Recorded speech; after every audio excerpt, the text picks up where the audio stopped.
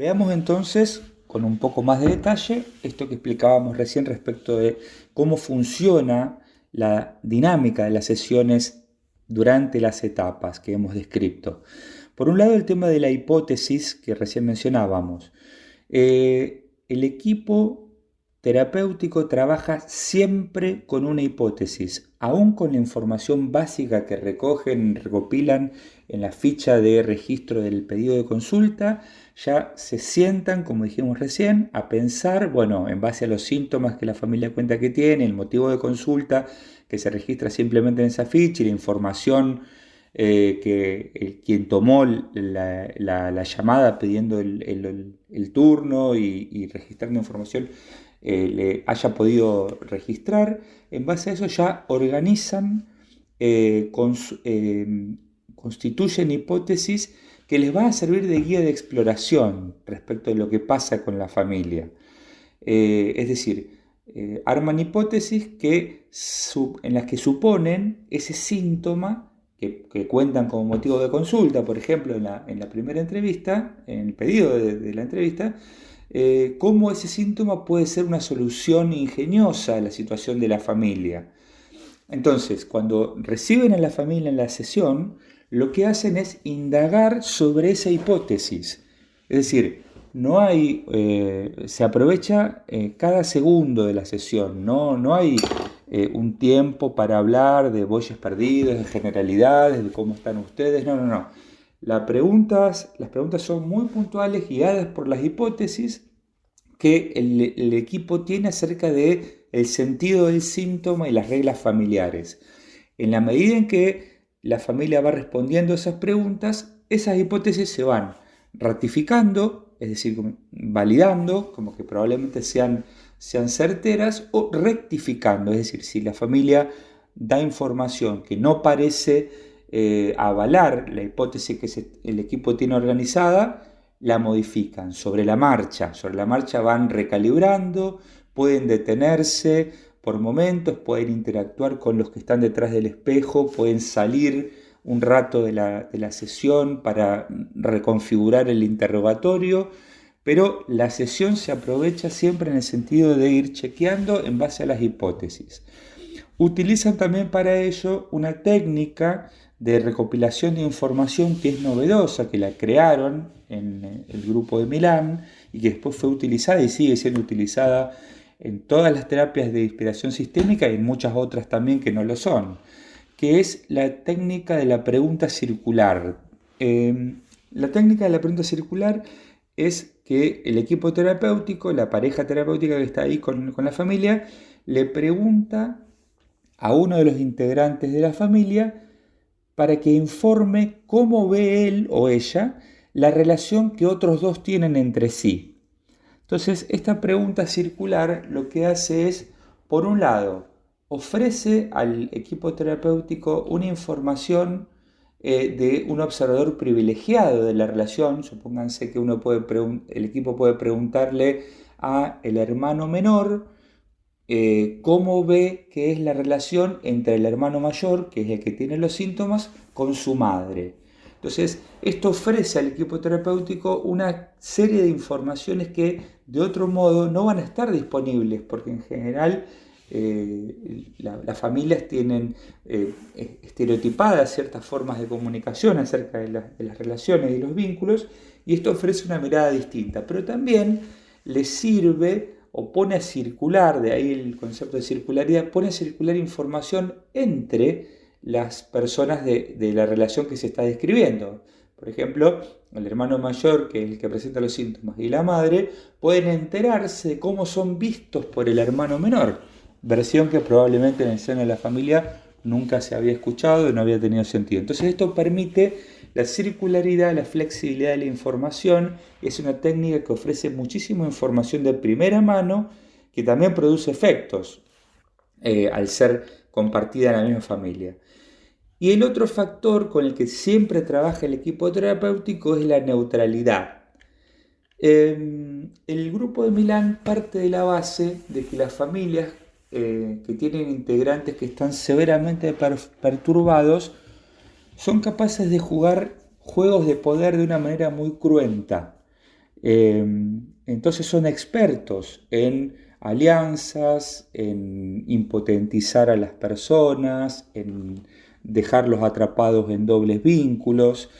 Por ello, el equipo terapéutico está siempre muy atento a no prestarse en absoluto a los juegos de poder que juega la familia, ¿sí? Para que de esa manera poder conservar su capacidad de acción, porque una vez que la familia los consigue enredar en sus juegos de poder, bueno, quedan de alguna manera integrados a la dinámica familiar estable, no pueden modificarla, en otras palabras, han sido potentizados en su capacidad para intervenir.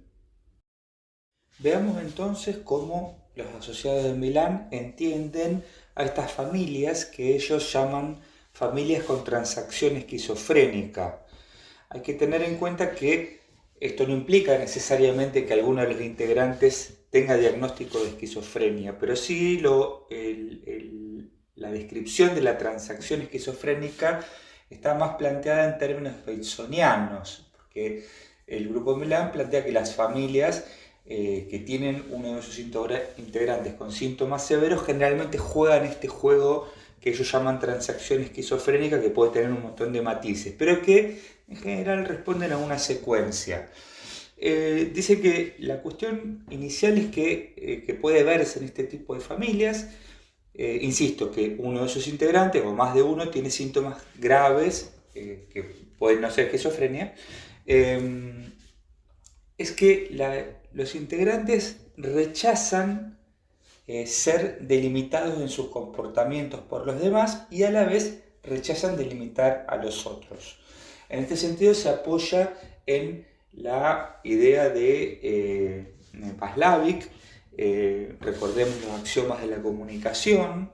en donde uno de los axiomas plantea que en toda comunicación humana hay un aspecto de contenido y un aspecto de relación, y que el aspecto de relación es pragmáticamente más importante porque en realidad es el que le da sentido al contenido muchas veces. Entonces, estas familias en general para el grupo de Milán es un conjunto de personas que no están dispuestos ni a ser delimitados por el otro ni a delimitar a nadie, es decir, hay una cuestión de juego de poder de base, en donde son capaces durante mucho tiempo de intercambiar estocadas, en términos del esgrima, una metáfora bastante familiar para Bateson, la idea de ir dándose jugadas o golpes una y otra vez, con el propósito de que el juego se mantenga. Y es aquí donde juega la estabilidad de la familia. Los integrantes de las familias con transacción esquizofrénica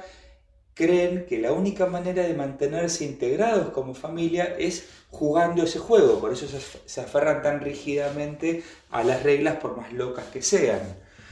Inclusive el grupo de Milán toma algunos conceptos de Bowen, que es un teórico de la terapia familiar estadounidense, también muy importante. Bowen planteaba que para que esto pueda pasar en una familia, para que haya un paciente esquizofrénico en una familia, tiene que haber al menos 3 generaciones comprometidas en este juego. Bowen lo describe de la siguiente manera. Él dice, en general, un matrimonio que tiene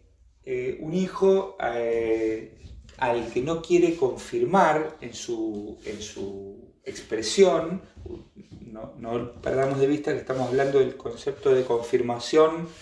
de Paslavik, el concepto que hace alusión al segundo axioma de la comunicación de contenido y relación, ¿no? Entonces, estos padres de esta primera generación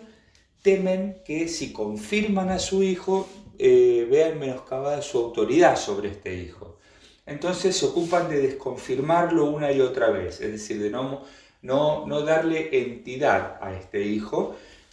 como una manera de disciplinarlo. Esto hace, diría Bowen, que esta persona que ha nacido y ha crecido en un contexto donde no ha sido confirmado, necesite encontrar a alguien que lo confirme desesperadamente. ¿sí? Entonces busca a otra persona, cuando va a buscar una pareja, busca una persona que también está buscando desesperadamente ser confirmada. Entonces se encuentran dos personas que han sido sistemáticamente desconfirmadas y buscan confirmación en el otro.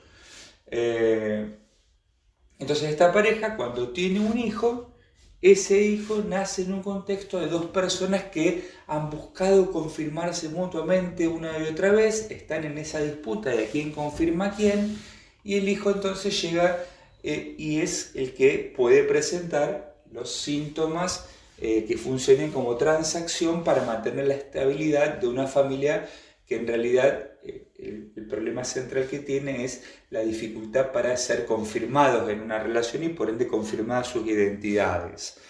De esta manera, estas familias se descalifican mutuamente, ¿sí? Ahí el grupo de Milán utiliza el concepto de descalificación como equiparable al concepto de desconfirmación de Václavic.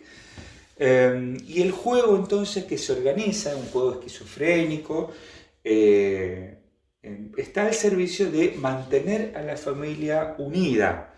en este juego, pero para mantenerse unida la condición es que nadie pueda ser definido de una u otra manera en las relaciones, porque todos están desesperados por ser confirmados, pero no quieren confirmar a nadie, porque necesitan la confirmación del otro. Esto es lo que el grupo de Milán plantea del concepto de hibris, ¿no? Porque ellos se plantean, bueno, ¿qué es lo que hace que una familia se mantenga años y años y años jugando este juego? Ellos describen algo que es muy interesante y que es un concepto interesante para pensar la psicopatología en general, yo podría decir, que es este supuesto que los humanos tenemos a veces que algún día si yo insisto lo voy a lograr, algún día si yo insisto voy a cambiar al otro, algún día si yo insisto voy a conseguir que alguien me dé algo que no está disponible para mí. Bueno, el grupo de Milán sostiene que la ligazón, lo que mantiene ligado a estas familias en estos juegos de largos años y de mucho sufrimiento, de mucha angustia y de síntomas muy severos y de riesgo de muerte, es esa idea de que yo alguna vez voy a conseguir lo que quiero de esta familia. Entonces eso hace que sea tan importante que, como dice el grupo de Milán, todos los jugadores permanezcan en el campo. Por eso se despierta muy rápidamente una sensación de alarma que se va haciendo crónica y es muy alta cuando alguno de los integrantes intenta alejarse de este juego. Entonces, cuando alguien intenta alejarse, se redobla la apuesta, se produce una jugada más severa, más patológica, más problemática, que hace que el integrante que estaba tratando de ser más periférico vuelva a prestar atención y a estar conectado a la red del juego. Y la variedad de jugadas que se puede desplegar es tan grande como la creatividad humana. Y como decíamos recién hace un rato, puede ser también muy cruenta los recursos que las personas pueden usar para jugar estos juegos en las familias con transacciones esquizofrénicas, que van en el marco de la cercanía con la muerte, el peligro, el daño, u otras cuestiones como la hostilidad, la violencia, la seducción erótica, el incesto, es decir, toda la gran gama de posibles respuestas patológicas graves que las personas pueden desarrollar. De este modo queda entonces configurado el campo de cómo los integrantes del grupo de Milán ven a una familia, de qué miran, qué clase de hipótesis organizan para confirmar, qué clase de juegos y reglas están funcionando en una trama familiar. Pasemos ahora a ver en qué consiste básicamente la gran innovación de esta escuela en cuanto a las intervenciones para tratar de modificar algo de esto y de ayudar a las familias.